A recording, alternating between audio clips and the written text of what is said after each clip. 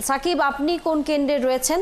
এবং প্রথম আসলে সবারই জানার আগ্রহ, যেহেতু বিভিন্ন গণমাধ্যমগুলো আমরা সহ বলছি যে ছাত্রদল সমর্থিত প্যানেল তারা এই নির্বাচনটি বর্জন করেছেন, তাদের আসলে প্রতিক্রিয়া বা বর্জন করার কারণ সম্পর্কে কোনো তথ্য আপনি পেয়েছেন কিনা?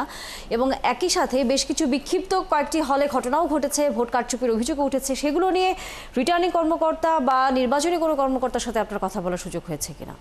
তানিয়া, জাতীয়তাবাদী ছাত্রদল সমর্থিত যে প্যানেল তারা কিছুক্ষণ আগেই এই জাকসু নির্বাচন বর্জন করেছে। তবে তারা আসলে কেন বর্জন করেছে তার সুনির্দিষ্ট কোনো কারণ সাংবাদিকদের সামনে বলেনি। তারা আসলে আনুষ্ঠানিকভাবে অভিযোগপত্র জমা দেওয়ার কথা জানিয়েছে নির্বাচন কমিশনের কাছে।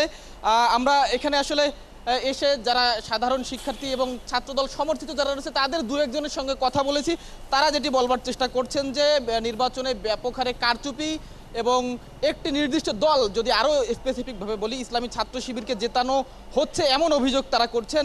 সেই অভিযোগেই মূলত তারা আজকের এই জাকসু নির্বাচনকে বর্জন করেছেন। তবে আরও যে বিস্তারিত কারণ তাদের বর্জন করা, সেই কারণগুলো তারা লিখিতভাবে নির্বাচন কমিশনকে জানিয়েছেন বলে আমাদেরকে বলছেন। আমরা এখনও নির্বাচন কমিশন কিংবা returning officer, chief returning officer কারোর সঙ্গে কথা বলার এখনও সুযোগ হয়নি। আমরা হয়তো সে বিষয়টি জানবার চেষ্টা করব যে লিখিতভাবে আসলে ছাত্রদলের পক্ষ থেকে কী কী কারণ জানানো হয়েছে নির্বাচন বর্জনের জন্য, তাহলে হয়তো বিষয়টি আরও পরিষ্কার হওয়া যাবে। আমরা একটু শিক্ষার্থীদের সঙ্গে একটু কথা বলতে চাই। আপনারা তো এখানকার স্টুডেন্ট, আজকে সারাদিনের নির্বাচনের পরিবেশ এবং ছাত্রদল কিছুক্ষণ আগে বর্জন করেছে, আপনার কি মনে হয়?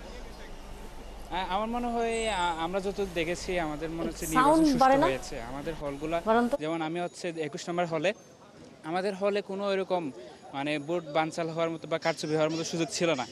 তো আমার মনে হয়েছে নির্বাচন সুষ্ঠু হয়েছে এবং ছাত্রদল যেখানে ভোট বর্জন করছে সেটা তাদের ব্যাপারে, সেটা আমরা বলতে পারবো না। তা নিয়ে আমরা ছাত্রদলের সমর্থক যারা রয়েছেন তারা আসলে খুবই অল্প সময়ের মধ্যে তাদের যে ঘোষণা, অর্থাৎ তারা আজকের এই জাকসু নির্বাচন বর্জন করছে, সেই ঘোষণাটুকু দিয়েই আসলে তারা চলে গিয়েছেন। আমাদের সঙ্গে খুব একটা কথাও বলতে চাননি। আমরা একাধিক সমর্থক বা ছাত্রদলের যারা আজকে নির্বাচনে দাঁড়িয়েছেন তাদের সঙ্গে কথা বলবার চেষ্টা করেছি। তারা আসলে বলছেন যে অপেক্ষা করার জন্য, এবং নির্বাচন কমিশনের কাছে তারা যে লিখিতভাবে জানিয়েছেন এই ভোট বর্জনের কারণগুলো, সেখান থেকে আমাদেরকে আসলে বিস্তারিত জানানোর জন্য, মানে জেনে নেবার জন্য তারা বলেছেন।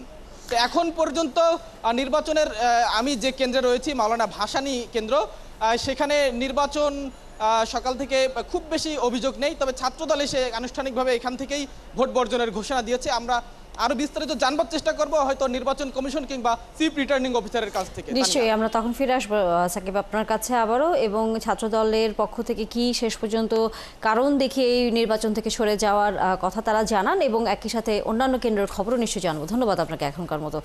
দর্শক, আমাদের সহকর্মী শাহিদুজ্জামান সাকিব এতক্ষণ ছিলেন নির্বাচনের খবরাখবর নিয়ে।